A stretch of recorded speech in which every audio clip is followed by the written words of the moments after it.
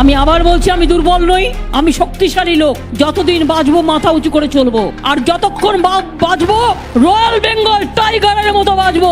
বেইমানি করবেন না, সরাসরি বিজেপি করুন, আর তা নাহলে সরাসরি তৃণমূল করুন। পশ্চিমবঙ্গের রাজ্য রাজনীতিতে কি তবে বড় কোনো ভূমিকম্প হতে চলেছে?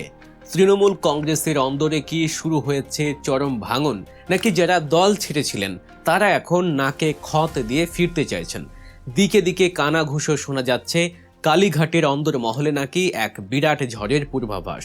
একদিকে যেমন শোনা যাচ্ছে আরও 2 সংসদ সদস্য এনসিপি আইতে যোগ দিতে পারেন, তেমনি অন্যদিকে দাবি করা হচ্ছে এক ঝাঁক নেতা নাকি এখন মমতা বন্দ্যোপাধ্যায়ের পায়ে লুটিয়ে পড়তে প্রস্তুত। কিন্তু প্রশ্ন হলো, মমতা কি সবাইকে ক্ষমা করবেন? কার জন্য কালীঘাটের দরজা চিরতরে বন্ধ হলো, আর কারা শেষ পর্যন্ত বিদ্রোহী শিবিরের সাথে থেকে যাবেন? আজকের এই বিশেষ প্রতিবেদনে আমরা তুলে ধরব সেই চাঞ্চল্যকর 10 নেতার নাম এবং রাজ্য রাজনীতির অন্দরের সেই গোপন সমীকরণ যা আগে কখনো শোনেননি।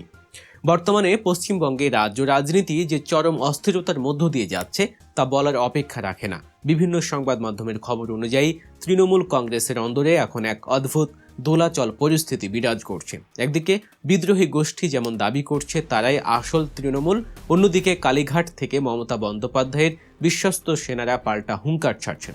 খবর পাওয়া যাচ্ছে যে আরও অন্তত 2 জন সংসদ সদস্য নাকি এনসিপিআইতে যোগ দেওয়ার তোড়জোড় শুরু করেছেন। তবে মুদ্রার উল্টো পিঠও আছে। তৃণমূলের সংসদ সদস্য কল্যাণ বন্দ্যোপাধ্যায়ের মাধ্যমে নাকি 5 জন সংসদ সদস্য আবার কালীঘাটের সঙ্গে যোগাযোগ শুরু করেছেন। শুধু তাই নয়, শোনা যাচ্ছে 15 জনের কাছাকাছি সংসদ সদস্য নাকি এখন বিদ্রোহী শিবির ছেড়ে মমতা বন্দ্যোপাধ্যায়ের কাছে ফিরে আসার জন্য সময়ের অপেক্ষা করছেন। তারা বুঝতে পেরেছেন মমতা বন্দ্যোপাধ্যায়ের ছায়া ছাড়া বাংলা রাজনীতিতে টিকে থাকা কতটা কঠিন। তৃণমূলের মুখপাত্র কুণাল ঘোষের একটি বিস্ফোরক মন্তব্য এই জল্পনার আগুনে ঘি ঢেলে দিয়েছে। কুণাল ঘোষের দাবি অনুযায়ী যারা দল ছেড়ে অন্য শিবিরে গিয়েছেন তারা এখন চরম মানসিক চাপে আছেন। তিনি জানিয়েছেন যে যারা মমতার হাত ছেড়েছিলেন তাদের সোশ্যাল মিডিয়া পোস্টগুলোতে সাধারণ মানুষ নাকি হাজার হাজার হাহা রিয়েকশন দিচ্ছেন। ফেসবুকের কমেন্ট বক্সে সাধারণ মানুষের চরম বিদ্রূপ আর হাসাহাসির মুখে পড়ে তারা এখন রাজনৈতিকভাবে কোণঠাসা। এই নেতারা নাকি বারবার মমতা বন্দ্যোপাধ্যায়ের ঘনিষ্ঠ মহলে যোগাযোগ করছেন এবং দাবি করছেন যে তারা ভুল করে একটি গভীর ষড়যন্ত্রের ফাঁদে পা দিয়ে ফেলেছিলেন। কিন্তু কুণাল ঘোষ স্পষ্ট জানিয়ে দিয়েছেন যে সবার জন্য ফেরার রাস্তা খোলা নেই। বিশেষ করে সুদীপ বন্দ্যোপাধ্যায়ের মতো 2-3 জন নেতার নাম ধরে তিনি বলেছেন এদের আর কোনোভাবেই দলে ফেরানো হবে না। তাদের জন্য কালীঘাটের দরজা শুধু বন্ধই নয়, ফেরবার চেষ্টা করলে নাকি ঘাড় ধাক্কা দিয়ে বের করে দেওয়া হবে। এখন সবথেকে বড় প্রশ্ন হলো, বিদ্রোহী শিবিরে তবে কারা থেকে যাচ্ছেন? রাজ্য রাজনীতির অলিন্দে কান পাতলে শোনা যাচ্ছে যে অন্তত 55 থেকে 60 জন বিধায়ক নাকি মমতার কাছে ফেরার জন্য প্রহর গুনছেন। তারা মনে করছেন পরিস্থিতি একটু স্বাভাবিক হলেই একে একে কালীঘাটে গিয়ে মমতা বন্দ্যোপাধ্যায়ের কাছে ক্ষমা চাইবেন। এই মুহূর্তে তারা পুলিশি হয়রানি বা সিআইডির তদন্তের ভয়ে কিছুটা আড়ালে আছেন, কিন্তু তাদের মন পড়ে আছে জোড়া ফুলের বাগানেই। তবে এরই মধ্যে খবর পাওয়া যাচ্ছে 10 জন নেতা নাকি শেষ পর্যন্ত বিদ্রোহী শিবিরেই থেকে যাবেন। সূত্রের খবর অনুযায়ী এই 10 জন নেতার ফেরার পথ কার্যত বন্ধ হয়ে গিয়েছে। এর পেছনে রাজনৈতিক আদর্শের চেয়েও তাদের ব্যক্তিগত বাধ্যবাধকতা এবং আইনি জটিলতা বেশি কাজ করছে বলে মনে করা হচ্ছে। এই 10 নেতার তালিকার প্রথমে যার নাম নিয়ে জোর চর্চা হচ্ছে তিনি হলেন ববি হাকিম বা ফিরহাদ হাকিম। মমতা বন্দ্যোপাধ্যায়ের একসময়ের ছায়াসঙ্গী এবং অত্যন্ত বিশ্বস্ত এই নেতা এখন বিদ্রোহী শিবিরে রয়েছেন বলে জল্পনা। খবর পাওয়া যাচ্ছে কালীঘাট থেকে তাকে ফিরে আসার ব্যাপারে কোনো সবুজ সংকেত দেয়া হয়নি, বরং তার ফেরার পথ এক বিরাট প্রাচীর তুলে দেয়া হয়েছে। ফলে তার জন্য আর মমতা বন্দ্যোপাধ্যায়ের ঘরে ফেরা প্রায় অসম্ভব। দ্বিতীয় নামটি হলো জাভেদ আহমেদ খান। তার বিরুদ্ধে জমি দখল এবং বেআইনি নির্মাণের একাধিক গুরুতর সমস্যা সামনে এসেছে। বিদ্রোহী শিবিরে থাকায় তিনি হয়তো এখন কিছুটা রাজনৈতিক সুরক্ষা পাচ্ছেন, যা তিনি তৃণমূলের মূল স্রোতে ফিরলে পাবেন না বলেই মনে করা হচ্ছে।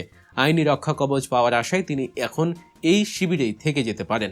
তালিকার পরের নামগুলো হলো খোদ বিদ্রোহী গোষ্ঠীর নেতৃত্ব এবং সন্দীপন সাহা। যেহেতু তারা সরাসরি বিদ্রোহের ডাক দিয়েছিলেন এবং মমতা বন্দ্যোপাধ্যায়ের নেতৃত্বের বিরুদ্ধেই সরব হয়েছিলেন, তাই তাদের জন্য মমতা বন্দ্যোপাধ্যায়ের ঘরে ফিরে আসার দরজা এখন চিরতরে রুদ্ধ। তৃণমূলের অন্দরমহলের খবর অনুযায়ী যারা বেইমানি করে দল ভেঙেছে তাদের আর কোনোভাবেই রেয়াত করা যাবে না। এরপর আছেন শিউলি সাহা। কেশপুরের এই নেত্রীর অবস্থা এখন খুবই করুণ। খবর অনুযায়ী নিজের এলাকাতেই তিনি সামাজিক ও রাজনৈতিকভাবে এতটাই কোণঠাসা যে থাকার জন্য বাড়ি ভাড়া পর্যন্ত পাচ্ছেন না। মমতা বন্দ্যোপাধ্যায় তাকে আর গ্রহণ করবেন কিনা তা নিয়েও রাজ্য রাজনীতিতে প্রবল সংশয় রয়েছে। ষষ্ঠ নামটি হলো সঙ্গীতা রায়। সিতাইয়ের এই নেত্রী এনসিপিআইতে যোগ দিয়েছিলেন। তার স্বামী জগদীশ চন্দ্র বসুনিয়ার সাথে মমতা বিরোধী শিবিরে তিনি যে অবস্থান নিয়েছেন তা থেকে ফিরে আসা কার্যত অসম্ভব। তালিকার বাকি 4 জন নেতা হলেন বিপ্লব মিত্র, আখতারুজ্জামান, মদন মিত্র এবং অরূপ রায়।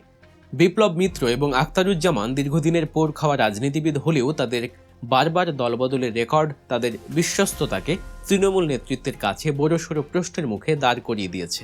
মদন মিত্রের অবস্থা তো আরও রহস্যময়। তিনি বিদ্রোহী শিবিরে থাকলেও তার কথাবার্তায় এখনও মমতা বন্দ্যোপাধ্যায়ের প্রতি তার অদ্ভুত টান লক্ষ্য করা যায়। তিনি যেন 50-50 অবস্থানে দাঁড়িয়ে আছেন, না পারছেন পুরোপুরি বিদ্রোহী হতে, না পারছেন মূল দলে ফিরতে।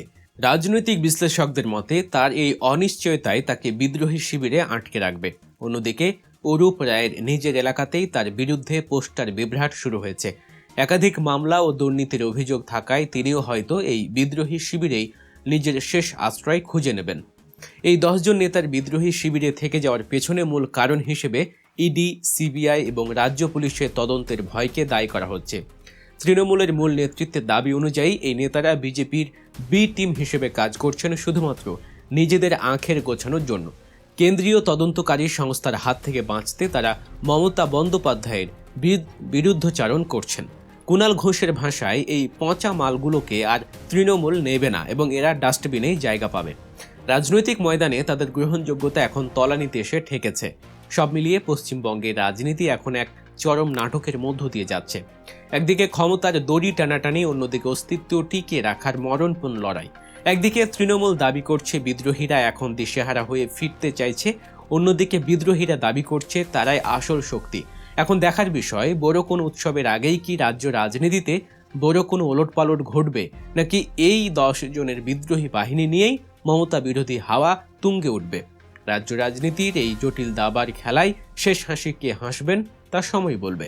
আজকের এই বিশ্লেষণ আপনার কেমন লাগলো? আপনার কি মনে হয় যারা দল ছেড়েছিলেন তাদের কি মমতা বন্দ্যোপাধ্যায়ের ক্ষমা করা উচিত, নাকি যারা একবার বেইমানি করেছে তাদের জন্য দরজা চিরতরে বন্ধ রাখাই ভালো?